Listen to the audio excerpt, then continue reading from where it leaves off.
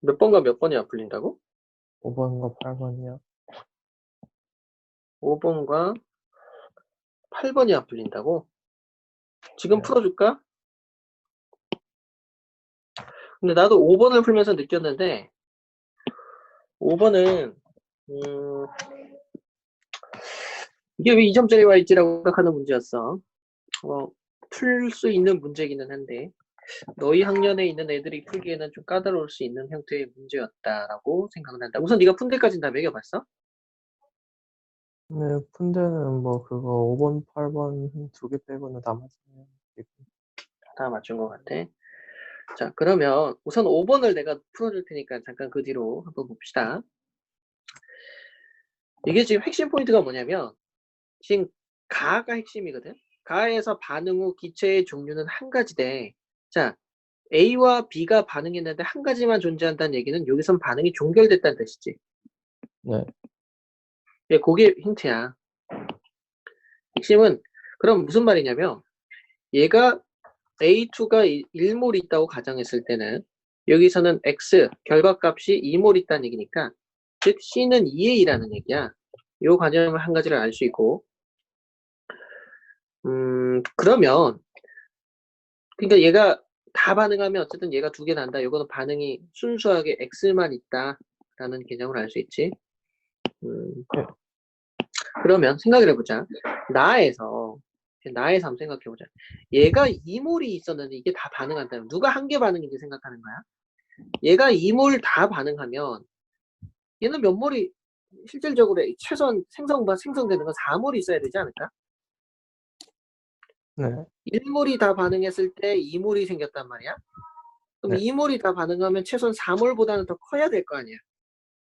네, 그러니까 얘는 한 개 반응이 누구라는 거야? 얘가 한 개 반응이라는 거지. 얘가 다 반응했다는 얘기야. 이 말 이해가? 네, 그러면 전반후 개념으로 한번 따져볼게.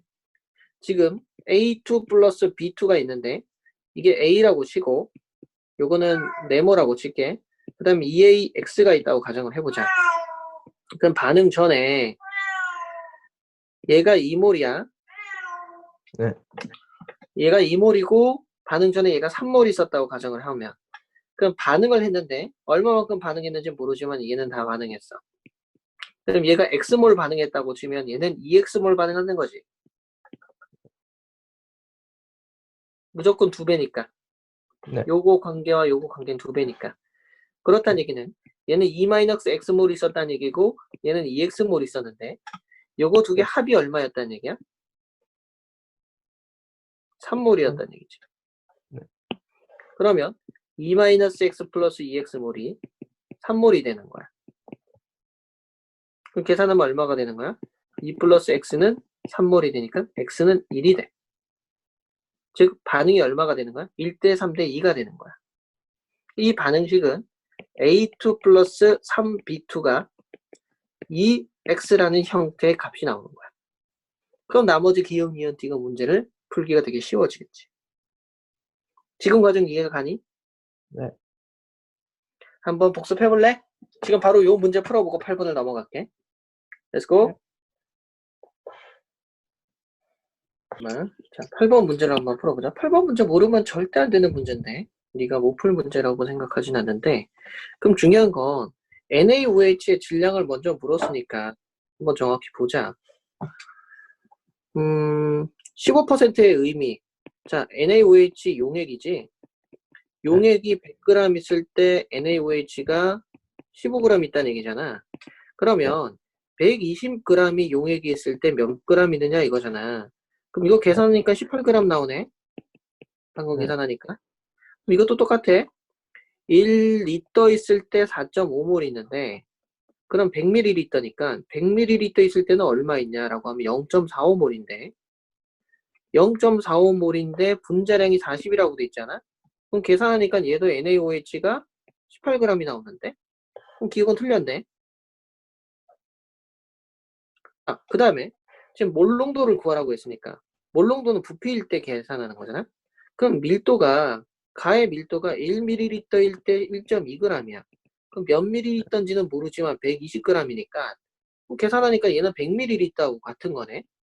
무슨 말이냐면 왼쪽에 있는 녀석과 오른쪽에 있는 녀석은 원래 같았다는 얘기네 지금. 100ml에 18g 있고 얘도 100ml에 18g 있으니까 결과적으로 얘도 4.5몰 농도, 얘도 4.5몰 농도라고 얘기할 수 있고 얘도 뭐 퍼센트 농도라면 15%라고 할 수 있는 둘 다 같은 거잖아. 그럼 얘가 맞는 거고. 그러면 중류수를 가했을 때 500 중류수 둘 다 합쳤대. 합쳐서 500ml니까 그러면 정의를 우리가 지금 구하고 싶은 게 정의지. 1리터일 때 몇 몰이냐 이거잖아. 네. 그런데 현재가 어떻게 되는 거니? 현재가 0.5리터야. 근데 몇 몰이냐? 36g이잖아. 그럼 40분에 36몰이지. 네. 이거 계산하면 20분에 36몰이 되는 거네. 10분에 18몰이 되니까 1.8몰이 되지. 그럼 즉 1.8몰 농도가 되는 거네. 1리터일 때 1.8몰이니까. 이것도 맞는 거고. 이렇게 계산하는 건데 이해가 가니? 네.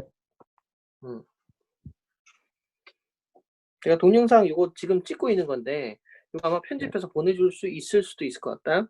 자, 그 다음에 어, 뒤에 거는 뭐 풀고 있는 거야?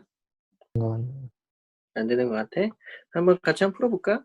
자, 그럼 요거 같은 경우 솔직히 요 문제는 난이도가 좀 적절하게 어려워서 학교 선생님이 어렵게 내려면 내신 시험으로 나올 수 법한 그런 류의 문제라고 생각이 되는데 지금 현재 보니까 X가 10g을 반응시켰고 B2를 10g을 반응시켰는데 반응 후에 당연히 질량이 보존돼야 되니까 얘는 7.5g 있다는 건 당장 나오지. 그지? 네? 왜냐면 얘 반응 전의 질량과 반응 후의 질량은 같아야 되니까 얘가 아, 10g니까 얘는 7.5g, 12.5g이 나오지. 그럼 여기서 몰 B가 1몰, 2몰 있어. 어디까지나 비율만 나와 있으니까 우리 기분 좋게 가정하자 이거야.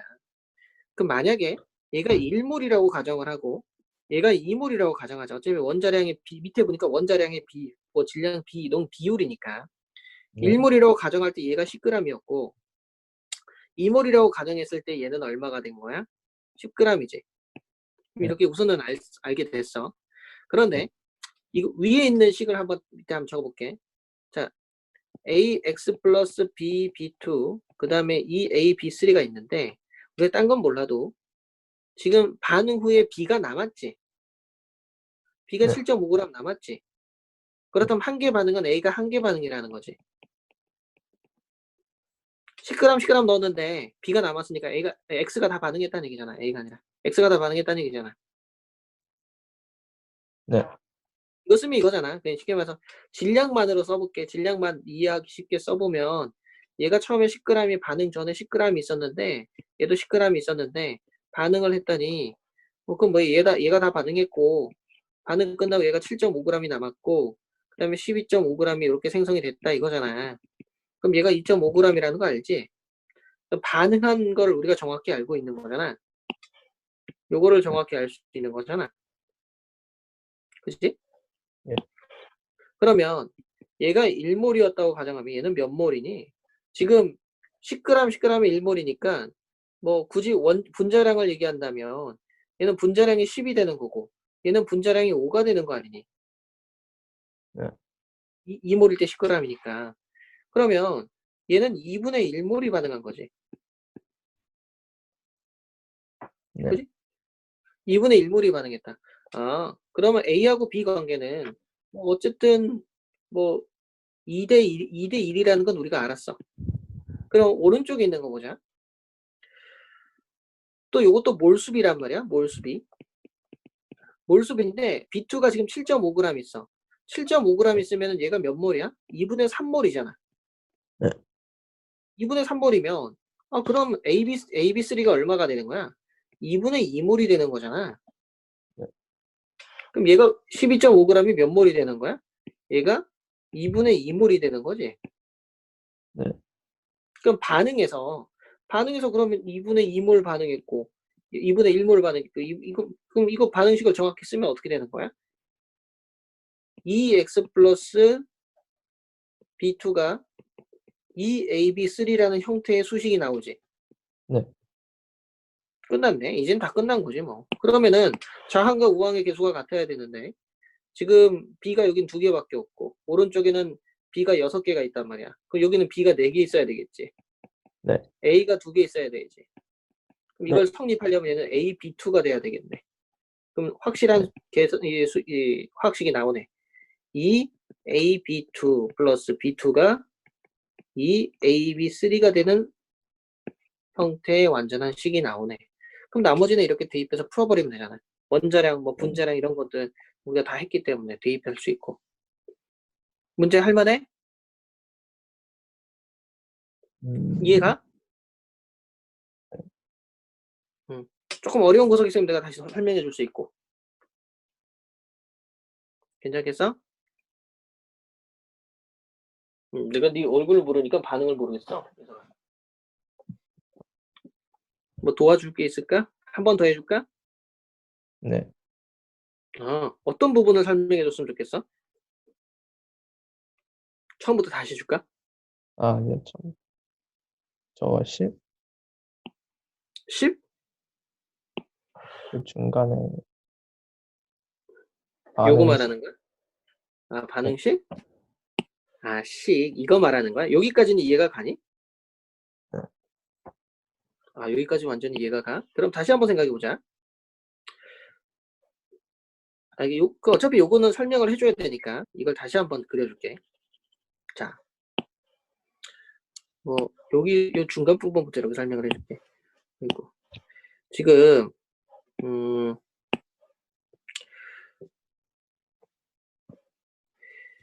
AX 플러스 B, B2가 2A, B3가 됐잖아. 네. 그럼 여기에서 뭐 그냥 상황을 다 그릴게. 그냥 반응만 써도 되기는 하는데 반응만 어떻게 반응했는지 전반후 쓸까? 전반후 쓰자. 자, 전반후 쓰면서 차근차근 하자. 질량만 전반후를 쓰니까 전, 반, 후. 나중에는 이거 다 안 써도 되는데 지금 네가 공부하는 과정에 이렇게 배우는 과정에서 전반후를 많이 써야 된다. 많이 쓰다 보면은 네가 조금 익숙해지면 전반후 안 써도 반응만 써도 바로 할 수 있거든. 근데 처음부터 반응을 쓰다 버릇하면은 나중에 실수를 되게 많이 하게 돼. 그 나쁜 버릇이 생길 수 있으니까 아직은 전반후를 써라. 그럼 네. 여기에서 현재 전에는 10g이 있었고 얘도 10g이 있었어.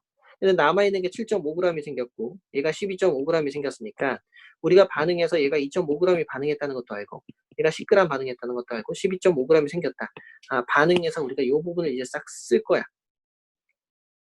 그럼 여기서 아까 얘가 1몰하고 2몰이라고 가정했을 때 X의 분자량은 10이었고 B2의 분자량은 5였다는 걸 이제 대략적으로 기준을 세워서 하나의 기준을 세웠다. 그지? 네. 기준을 세웠으면 얘는 1몰이 반응했지. 반응해서 네. 색깔을 바꿔서 해볼까? 얘가 1몰 반응했는데 얘는 2분의 1몰이 반응했지. 이거 됐잖아. 그럼 그 다음에 봐봐라. 이제 여기 남아있는 거야. 반응 후에 B2가 남아있는 B2잖아. 남은 B2의 질량이 7.5g이었는데 생성된 AB3의 이 몰수비가 3대 2였어. 그러니까 요것과 요거의 몰수비가 3대 2였다는 얘기인데 근데 얘 몰수비는 우리가 알거든. 여기서 기준을 세웠기 때문에. 그럼 얘가 2분의 3몰이 되지. 분자량이 5였어. 저희가 왜 그런데 2분의 1몰 반응했었죠? 그지? 그 2분의 1몰 반응했지. 2분의 1몰 반응해서 뭐 이렇게 생각할 수도 있고 네. 됐어요. 분자량이 5였으니까 얘는 네. 7.5g이니까 2분의 3몰이 되잖아. 그럼 요게 2분의 3몰이 되니까 자연스럽게 AB3의 몰수는 2분의 2몰이 되잖아. 그럼 얘가 1몰이 되는 거야. 즉 2분의 2몰이 되는 거야. 그지? 네. 그러면 이거를 그냥 한번 써보자. AX 플러스 BB2가 2AB3가 됐는데 반응만 이렇게 싹 빼서 보니까 얘가 1몰 반응했고 얘가 2분의 1몰 반응했더니 얘가 2분의 2몰이 생겼대. 즉 1몰이 생겼대. 이거 그 화학 반응식 쓰면 어떻게 되는 거야? 2x 예, 플러스 1대1. B2가 2AB3가 된다고 얘기할 수 있겠지. 네. 여기 나왔네. 그리고 좌항과 우항의 원자수가 같아야 되잖아. 원자수가 같아야 되는데 A가 2개가 되고 B가 6개가 되잖아. 네. 근데 여기는 B가 2개가 있네. 그럼 여기는 A가 2개가 되고 B가 네? 4개가 돼야 공평하잖아. B 4개 아닌가요? 아, B가 B 두, 2개니까 B 4개 맞잖아. 네. 그러니까 어떻게 돼야 되는 거야? 여기는 A, B2가 되지. 2A, B2가 되는 거야. 그럼 정확한 화학 반응식이 나오지. 네. 2A, B2가 B2랑 반응했더니 2A, B3 이 반응식이 나오더라. 이렇게 나오면 나머지 대입해가지고 문제 풀어버리면 된다 이거지. 이해가 가니? 예. 오케이. 그러니까 요 정도의 비율 정도까지는 문제를 낼 법한 문제라고 생각은 해. 어쨌든 네가 이번 화학에서는 내가 기대하는 바가 우리가 좀 있는 시간 동안 화학에 투자를 좀 많이 했으니까 난 네가 3점짜리 문제는 그래도 풀었으면 좋겠다라는 욕심이 있거든. 화학을 우리가 어쨌든 공부를 조금 더 한다고 가정하면 네가 다음 숙제까지는 1, 2, 3, 4, 5, 6, 7, 8까지는 한번 풀어보고 역시 마찬가지로 모르는 문제는 내가 풀어줄 테니까 모르는 문제를 많이 가져와도 돼. 많이 가져오면 내가 많이 가져온 만큼 더 풀어주고 계속적으로 익숙하자. 여기서 네. 대신 가이드라인을 잡아줄게. 5번 문제하고 7번 문제에 약간의 공통점은 있다. 그러니까 물론 그 공통점을 네가 알고 푸는 건 아니고 어쨌든 그런 점. 그리고 8번 문제의 유형도 되게 수능에서 잘 나오는 형태의 문제니까 이런 것들을 기억하고 있어봐. 나머지 문제들이야 뭐 3번 문제 같은 경우는 실수를 유도하는 문제였다. 예전에 풀었던 것들이니까 한번 기억을 더듬으면서 한번 풀어봐도 되고 혹시 모른다고 해서 뭐라고 하지는 않을게. 쉬운 문제들은 아니야. 지금 얘한테 풀기에는. 자, 그 다음에 지구과학으로 다시 한번 복습해보자. 예.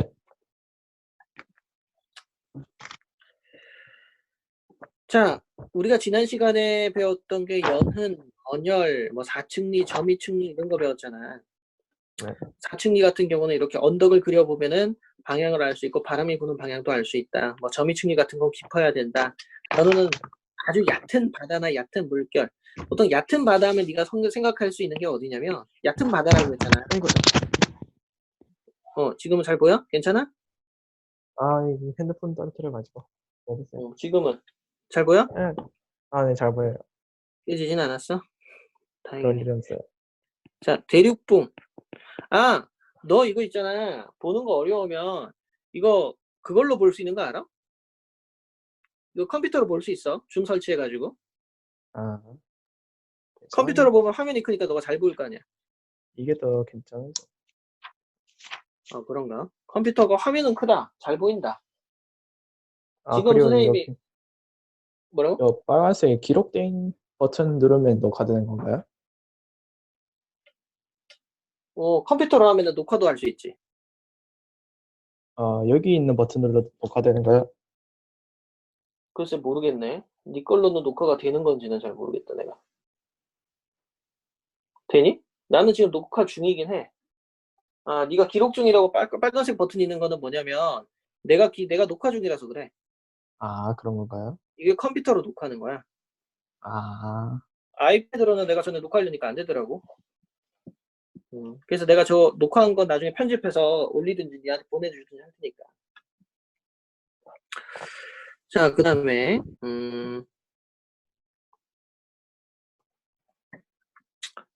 어쨌든 연우는 얕은 바다라고 하면은 우리가 바다를 그릴 때 바다를 그리면 이렇게 있을 때 이렇게 갔다가 이렇게 되는 거.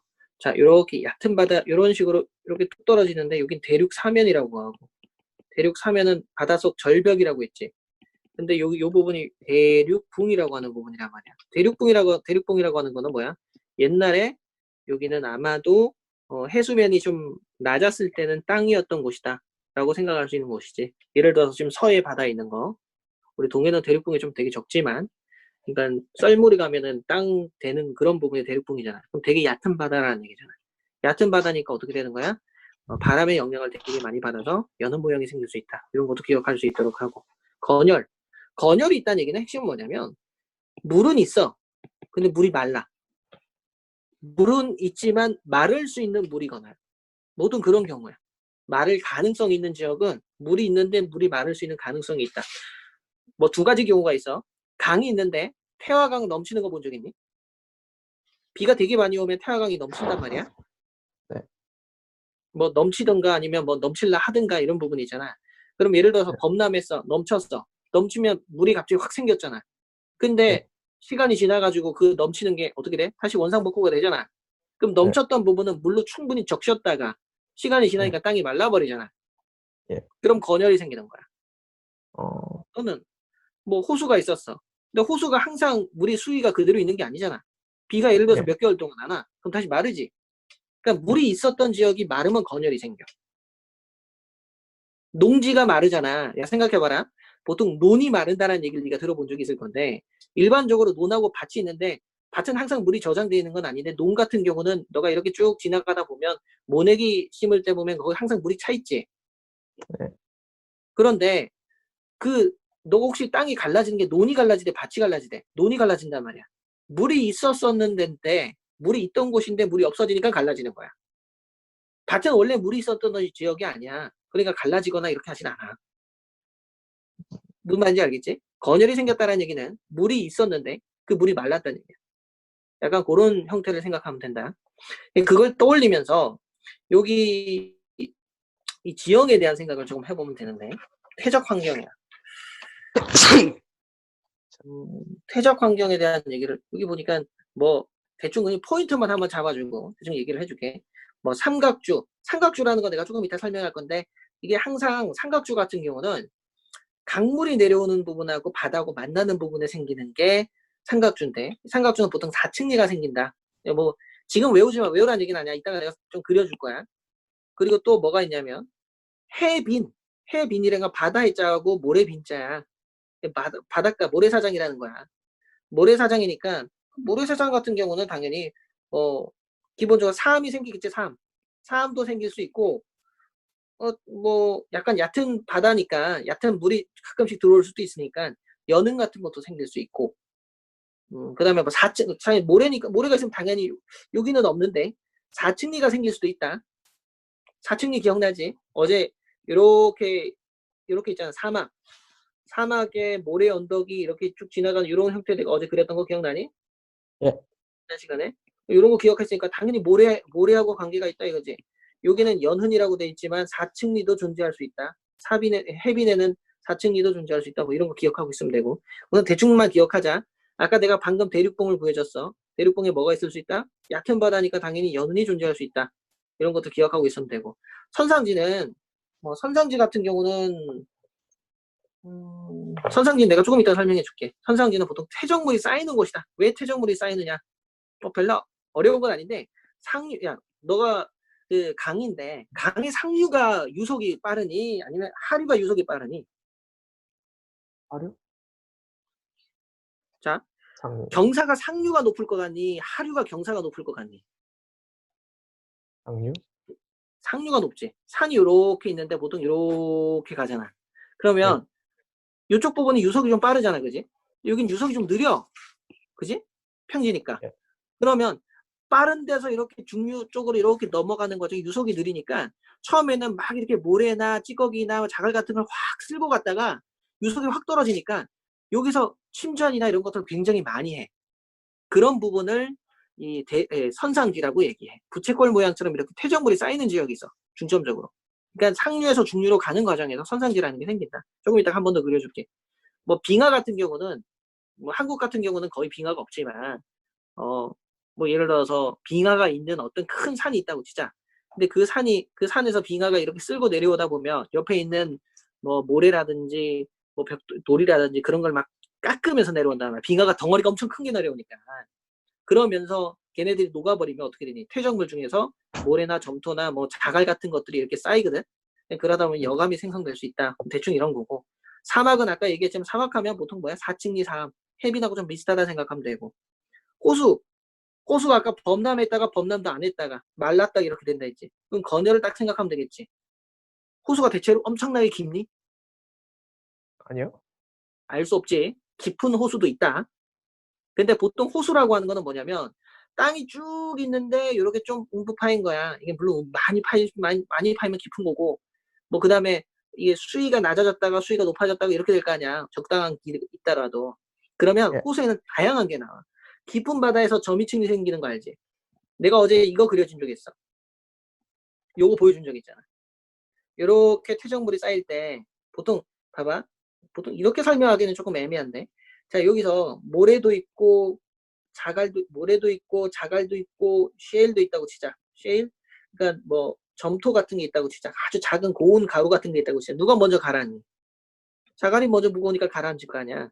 그 밑에 네. 이렇게 큰 거 깔아앉고, 그 다음에 좀 더 작은 거 깔아앉고, 나중에 점토 같은 게 깔아앉고, 이런 식으로 점이층리 모양이 생긴단 말이야. 그러니까 아래에는 큰 게 있고, 위에는 작은 게 고운 가루 같은 것들이 있고, 이걸 가지고 아래와 위를 구분할 수 있다 이거야. 점이층리 같은 거. 뭐 그런 거 정도를 기억하고 있으면 되고. 그러니까 이런 그러니까 호수가 깊든가 아니면 물이 되게 호수에 많이 차 있으면 점이층리가 생길 수도 있고. 근데 반대로 호수가 이렇게 되게 얕아질 수도 있잖아. 네. 얕아지면 이쪽 부분은 땅이 되지. 그럼 여기 뭐가 생기냐면 건열이 생길 수 있어. 그럼 건열이 생겨서 이렇게 딱 굳어서 이게 뭐 다른 쪽으로 약간 뭐 갈 수도 있고. 그럼 건열 지형을 이렇게 퇴적층을 발견할 수도 있고.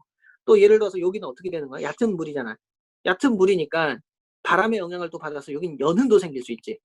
그러니까 호수에는 참 많은 부분들이 생길 수 있어.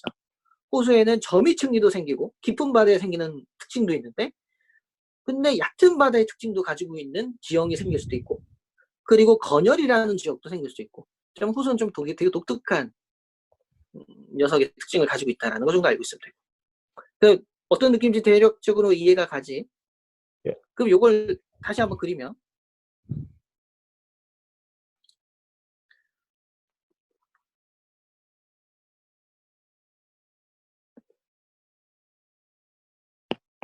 내가 그림을 조금 잘못 그리겠다. 자,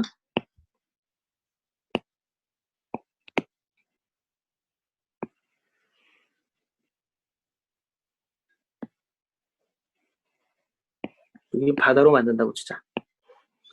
여기 바다라고 치잖아. 그럼 여기 상류라고 생각해봐. 상류에는 유속이 굉장히 빠른데 약간 중류쯤 되니까 좀 느려졌어. 여기 한 중류, 여기는 하류 정도라고 치자. 유속이 느려지니까 어떻게 되냐면 퇴적물이 쌓이겠지. 여기는 유속이 약간 좀 줄어들었어.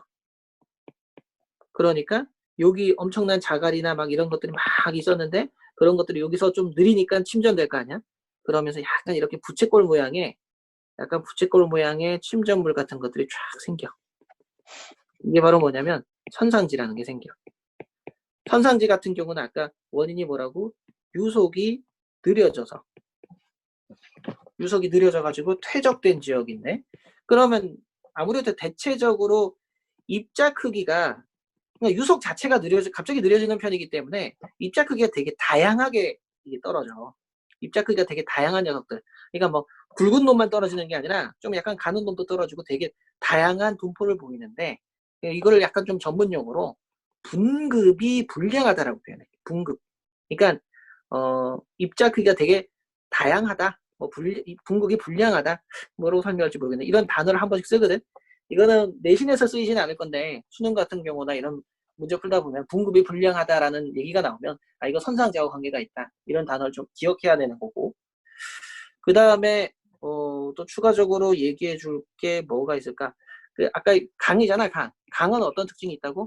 여긴 강이니까 강은 범람할 수도 있지, 범람. 아, 강이 범람하면 뭐가 생긴다? 건열이 생길 수 있다. 범람에다 다시 말하면 건열이 생길 수 있겠지. 그 다음에 아까 호수에 대한 얘기를 잠깐 했잖아. 호수가 이렇게 있으면 호수는 작을 수도 있고 많을 수도 있고. 그러면 봐봐. 많다라고 생각하면 당연히 점이층리가 생길 수 있지. 점이층리가 생길 수도 있고. 그 다음에 얕을 때는 연흔도 생길 수 있고. 그 다음에 이렇게 말라가면 건열이라는 것도 생길 수 있고. 혹시 뭐 사막이라는 부분은 뭐 더 이상 생각할 거 없지. 사막 생각하는 순간 언덕을 딱 떠올리면 요거 있었던 게 이거 뭐야? 사층리와 관계가 있다라고 생각하면 되고. 사층리 생각해야 되고 그 다음에 생각해 봐야 될 게 또 뭐가 있냐면 이게 화학적으로 나중에 공부할 건데 화학적으로 아마 공부할 수도 있는데 원래 바닷물은 무슨 물이니? 짠물이지 짠물. 예. 이걸 좀 네가 화투에서 배울 수도 있는데 이걸 콜로이드 입자라고 하거든. 아 콜로이드 입자가 아니라 이온이라고 하잖아요. 이온 Na 플러스 이온하고 Cl 마이너스 이온이잖아. 근데 너가 생각해봐라. 상류는 조금 뭐라 해야 되지? 유속이 크니까 유속이 크다 보니까 되게 퇴적물이 무거운 것도 가지고 있지. 무거운 것도 좀 많이 가지고 있는 편이야. 그지? 유속이 크면 많이 가져가잖아. 근데 하류야. 하류면 이쯤 돼서 하류에 오면은 퇴적물에 무거운 게 있니 없니? 좀 되게 왠지 고운 가루 정도만 있지. 뭐 쉽게 말해서 되게 뭐 야 돌덩어리들이 같이 뭐 물속에서 포함되긴 좀 힘들 거 아니야. 약간 돌멩이나 좀 이 자갈 같은 거나 좀 무거운 것들은 좀 없겠지. 그렇겠지. 유속이 작으니까. 그러다 보면 어떻게 되냐면 이런 고운 가루들 있지. 약간 먼지 같은 거. 이걸 약간 용어로 콜로이드 입자라고 하는데 몰라도 돼. 화학 용어야. 이런 입자들은 이온을 되게 좋아해. 그럼 Na 플러스 이온이 있거나 Cl 마이너스 이온이 있잖아. 그러면 이 입자들이 어떻게 되냐면 우와 이온이다 이러면서 막 달라붙어. 무거워지지. 그러니까 바다하고 만나는 부분에 얘네들이 덩어리를 지면서 응집되면서 막 떨어지면서 이 바다하고 만나는 부분에 이렇게 모래톱처럼 뭐 이렇게 이런 삼각주라는 곳이 생겨. 이걸 삼각주라고 해. 그러니까 강하고 바다하고 만나는 부분에 바다에 있는 이온 물질에 아주 고운 가루들이 달라붙어 가지고 이렇게 이런 형태의 삼각주라는 게 생긴다. 이런 뭐 삼각주라는 뭐 대충 한 이런 것들이 생길 수 있다라는 정도를 기억하고 있으면 되고. 그다음에 지금 바다 쪽 공부했으니까 바다에 뭐가 있었어? 아까 해빈이라는 게 있었지. 해빈은 약간 사막하고 비슷했잖아. 뭐 해빈이니까 모래가 있었다. 모래가 있으니까 당연히 사암이 있을 거고. 사암이 있으니까 사층리가 있겠지. 모래가 있으니까 사층리가 있겠지. 바람에 따라서. 역시 모래 원덕을 또 생각하면 되겠다. 그지? 한 요 정도? 뭐 여기서 추가적으로 할 수 있는 게 또 있나? 뭐 방금 얘기한 것들이 여기 대체로 다 포함되어 있을 거야. 어떤 그림인지 대충 알겠지? 빙하하면은 뭐 여감 정도. 아까 거기 그리지 않았는데 빙하는 여감이 들어갈 수 있다. 빙하로 인해서 이렇게 빙하 지형은 밑에 여감 같은 게 생성된다. 이런 것들 기억하고 있으면 되고. 그 다음에 밑에 보면 이걸 일일이 다 외우라고 하고 싶기는 한데 포인트만 되는 걸 외우고 되게 작년 전번 교육과정에서 되게 많이 나왔던 것만 내가 포인트를 해줄게. 뭐 채석강도 되게 많이 나오기는 하는데 보통 일반적으로 한반도 퇴적암이라고 하면 대표적으로 시험을 되게 많이 나오는 곳이 있어. 마이산, 전라북도 마이산, 제주도, 수월봉, 그 다음에 고성에 있는 덕명리, 그 다음에 태백, 구문소 얘네들 되게 좋아해. 뭐 요 세 개, 요 네 개 정도를 기본적으로 외운다고 생각을 해보자. 이렇게 외우면 재미가 없으니까 그림을 좀 보자. 자, 뭐 심심할 때 내가 아까 잠깐 그려봤는데 여기에 뭐가 있는지 알지? 여기에 뭐 태백산맥이 이렇게 쫙 있잖아, 그지? 그러니까 여기 어딘가 태백이야, 태백. 그러니까 태백하면 강원도 이렇게 얘기하면 미안한데 이거는 외워야 하는데 태백 쪽 강원도 쪽이 여기는 뭐냐면 그냥 1차적으로 석회암 지역이야. 여기는 석회석이 되게 많이 있어. 태백하면은 석회석이 되게 많이 있는 곳이다라고 생각하고 있으면 돼. 아마 추가적으로 뭐 지리시간 같은 데서 나올 법한 문제인데 여기 돌리네라고 하는데 석회암 동굴이 되게 많아. 석회암 동굴이 되게 많은 곳이 저쪽에 강원도 태백이야. 강원도 퇴적암 그럼 무조건 닥치고 고생대 이런 거 생각해야 돼. 그러니까 석회암 지역이었다는 얘기는 옛날에 물이었다는 얘기인데 이건 고생대였다는 얘기고 고생대는 따로 외워야 되지만 바다였다는 얘기야. 옛날에는 바다였어. 그래서 고생대기 때문에 어떤 화석이 발견이 되냐면 삼엽충이라는 화성이 되게 많이 나와. 삼엽충 고생대라는 거 우리 예전에 외운 적 있잖아. 어쨌든 여기 있는 부분은 강원도 나오면 강원도가 나왔다. 강원도다. 이거 태백이다. 또는 뭐 여기서 구문소다. 뭐 더 이상 말할 거 없어. 닥치고 외워야 되는 게 고생대였고 옛날에는 바다였구나. 그다음에 삼엽충이었구나. 그리고 또 한 가지 외워야 되는 부분이 이쪽 부분. 여기가 범위를 너무 크게 했는데 대충 한 이쪽 부분. 여기가 보통 고성이 나와. 고성. 경남 고성. 경남 고성에 있으면 덕명리라고 나오는데 혹시 너가 한반도에 공룡 화석이 되게 많은 거 아니? 들어본 적 있어? 네. 공룡 발자국. 보통 여기 나오면 그림이 항상 같이 나오는 게 뭐냐면 공룡 발자국이 발견이 됐다라는 얘기야. 특이하게 전 세계적으로 봤을 때 공룡 화석이 정말 밀도 있게 발견된 곳 중에 하나가 한반도야. 희한하게 한반도에 공룡 화석이 되게 많이 나와. 옛날에 아마도 중세시대 공룡의 놀이터였지 않을까라고 생각할 정도로 농담 삼아하는 곳이 한반도야. 그리고 특히 공룡 발자국이 발견됐다. 이러면은 웬만한 고성. 공룡 어느 시대야? 신생대, 중생대, 고생대 어디야? 중생대. 중생대. 딱 고성하면 중생대구나. 생각해봐라. 공룡 발자국이 발견이 됐어. 육진이 땅이, 육진이 바다니. 내 발자국을 찍으려면 물 속에서 찍어야 되니 물 밖에서 찍어야 되니?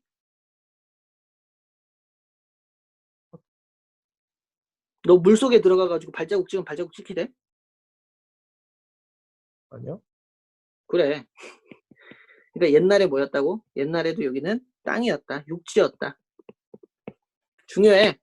옛날에 육지였고 공룡 발자국이 됐고 중생되었다. 고성하면 이거 반드시 기억해야 된다. 그리고 또 많이 나오는 게 뭐냐면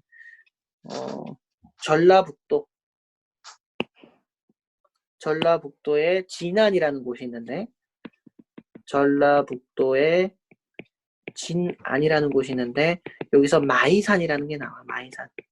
얘도 중생대.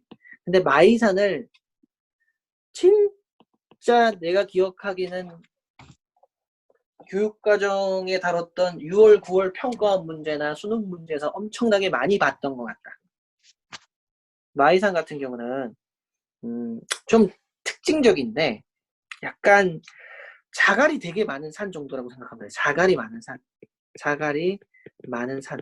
혹시 마이산에 대해서 특별한 얘기가 나중에 나오면 나올 건데 산이 이렇게 있잖아. 산이 이렇게 있으면 중간에 이런 식으로 약간 곰보 같은 산이야. 원래 여기 자갈들이 이렇게 박혀 있었는데 자갈들이 툭 떨어져 나가가지고 곰보처럼 된 산이라고 생각하면 돼. 뭐 이쪽에도 그렇고 이쪽에도 그렇고 약간 좀 곰보 같은 산? 곰보산? 어떤 느낌인지 이해가지? 근데 네. 뭐 이렇게 된 거는 뭐 쉽게 자갈이 이렇게 박혀 있었는데 요 안에 그 작용까지는 필요 없겠다. 그냥 이렇게 그냥 뭐 뜨거워졌다가 차가워졌다가 이렇게 되면서 중간에 여기는 다른 퇴적 물질 같은 것들 이런 것들이 쌓이면서 이게 툭툭 빠져나가게 됐다. 약간 그런 식으로 이해하면 되겠다. 지금은 아직 뭐 그 부분에 대해서는 이번 교육과정에서 중요하게 안 다루는 것 같더라고. 어쨌든 이런 곰보산이다. 핵심은 뭐야? 이렇게 한반도를 만약 그리면 세 군데를 해야 되는데 강원도라는 부분, 그 다음에 전라북도라는 부분, 그 다음에 경상도라는 부분이 있는데 경상도는 고성, 고성에 고성 같은 경우는 공룡 발자국이 중생대 옛날 땅이었고 강원도 태백하면 닥치고 여기는 석회암지대고 옛날에 바다였고 고생되었고 삼엽중 화성 등이 발견될 것 같고 그 다음에 전라북도 진안 이런 마이산 특이한 곰보처럼 된 산이 있었는데 그 산에는 자갈이 되게 많고 중생되었다. 당연히 땅이겠지. 이런 정도 기억하고 있으면 여기와 관련된 웬만한 부분은 괜찮을 거야. 자갈이 많은 산이니까 당연히 여감이겠지. 네. 이 정도만 기억하면 요렇게 참고로 이렇게 구멍이 뚫린 걸 뭐라고 하냐면 타폰이라고 해. 타폰. 혹시라도 나오려면 이런 게 나올 수 있나? 한번 보자. 마이산 중생 미안하다. 마이산이 옛날에 호수였구나. 쏘리. 내가 이걸 까먹고 있었는데 내가 착각했네. 여기는 옛날에 과거의 호수였다. 과거 호수였으면 육상 그래. 과거에 어쨌든 중생대 호수 지역이었다. 호수 지역이었으면 어쨌든 바다 지역은 아니에요. 육지 쪽이네. 호수는 육지 쪽에 있다고 표현을 하니까. 여기는 육상 환경에 호수가 들어가잖아. 육상 환경은 맞네. 어쨌든 육상 환경이었는데 과거에 호수였다까지만 알고 있으면 되고. 제주도 안 해줬구나. 자, 여기 제주도를 그렸는데 너 혹시 제주도가 무슨 섬이야? 화산섬이지? 네. 그 화산섬인데 원래 제주도는 있잖아요. 제주도는 거의 다 뭐냐면 참고로 화성암이야. 화산암이야. 화산암 중에서 대체는 돌 하루방 뭘로 돼 있어? 현무암으로 돼 있지. 현무암이야. 우리나라 지역에 있는 현무암으로 돼 있는 섬들은 전부 다 닥치고 신생될 거다. 지난번에 얘기해 준 적이 있지. 화산 폭발로 이루어진 섬은 특히 화산, 용암이 흘렀다 하면 신생대라고 생각하고 있었네. 신생대 섬인데, 근데 화산이 폭발할 때, 자, 화산이 이렇게 폭발을 팡 하기 시작했어. 용암이 이렇게 흘러내려오면 얘네들이 이제 화산암이 되는데. 근데 그 폭발해서 이렇게 이 먼지들이 날아가서, 즉 여기는 화산탄, 화산재들이 날아가서 이렇게 쌓인단 말이야. 화산재들이 이렇게 쌓이는 곳이 있을 거 아니야. 요건 퇴적암이잖아. 여기는 섬하면 화산섬이지만 이 화산에 있는 재들이 쌓인 거를 뭐라고 하냐면 응회암이라고 해. 역시 시대는 화산 폭발하고 같은 개념이니까 신생될 거야. 그래서 제주도 하면은 딱 하나, 수월봉. 수월봉이라는 곳이 있는데 제주도 수월봉 하면은 제주도는 수월봉을 제외하고는 거의 대부분 화산암이야. 근데 수월봉 하면은 응회암이고 신생대다. 요거까지 외워놓으면 돼. 그러니까 네 가지.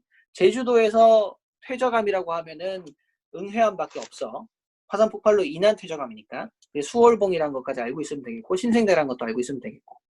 이렇게 네 가지를 알고 있으면 너가 여기 있는 부분의 핵심적인 부분은 다 이해하는 거라고 생각하면 돼. 뭐 시화호, 뭐 여기는 채석강 이런 것들은 문제 풀다가 틀리면서 추가적으로 외우는 게 더 네가 편할 거다. 여기 있는 삼각주에 대한 설명. 바다에 호수로 유입될 때 느려져서 운반에 퇴적돼서 삼각형 운반의 시대가 생긴다. 요것보다 좀 더 자세하게 설명은 했지만.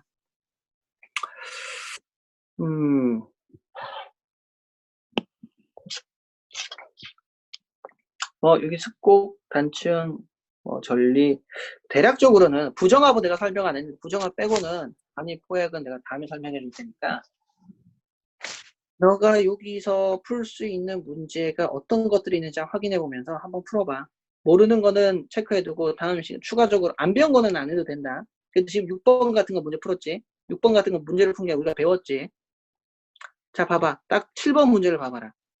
보는 순간 이건 바로 아는 거야. 이런 문제는. 아, 고성군이네. 아, 이거 공룡 발자국이구나. 제주도 수월봉. 아, 이거 응회암이구나. 퇴적암이네. 나는 주요 암석은 화산재가 쌓여서 됐다. 당장 알겠지. 가, 고성군. 가의 지층은 바다에서 퇴적됐다. 공룡 발자국이 발견이 됐다는 얘기니까 무슨 말이야? 아, 이거 옛날에는 땅이었다는 얘기지. 이거 틀렸네. 가의 지층은 나의 지층보다 나중에 생성됐다. 알아야 된다 이거죠. 얘는 중생될 건데 얘는 신생될 거란 말이야. 그럼 가가 먼저지 먼저. 이거 틀린 거네. 이런 식으로 문제 풀어야 되는 거야. 네. 이거 외워야 돼. 근데 대충 외워졌지? 네. 여기까지만 하면 되지 않을까 생각은 하는데